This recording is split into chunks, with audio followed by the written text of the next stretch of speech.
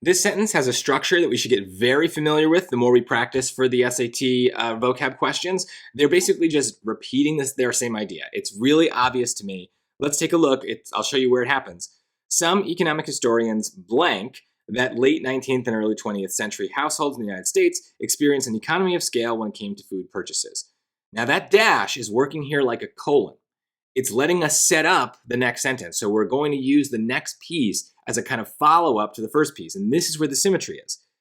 They assumed that large households spent less on food per person than did small households. Then they contrast with that, but that doesn't matter. We're done. The idea of the blank is already covered, right? Notice the symmetry. Some economic historians assumed that late 19th and early 20th century, blah, blah, blah.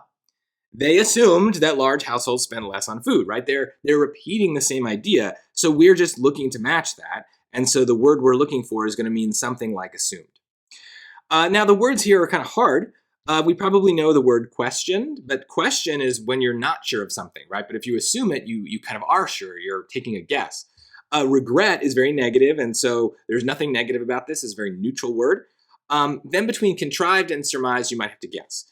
The answer is A. Hopefully you have some kind of memory that the word surmise has come up before. I'm sure you've encountered it. Maybe you never bothered to look it up, but it is definitely a word that's common enough that I'm sure you've seen it. And it kind of just means to guess or assume. It perfectly fits here. Contrive is usually a negative word.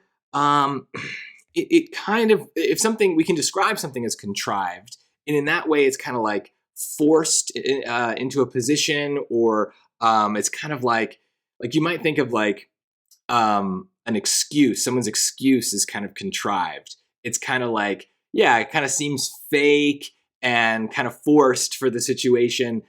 So if you contrive something, you kind of I think of the word contraption. It's like something you build, but it's kind of like, duct tape and chicken wire. So it's a tough word. It's usually negative, but it's just again, we don't have anything here that would justify that kind of word. Surmise is a much more neutral word. And so we don't have, that's perfect. Assume is also neutral. You can assume something good. You can assume something bad.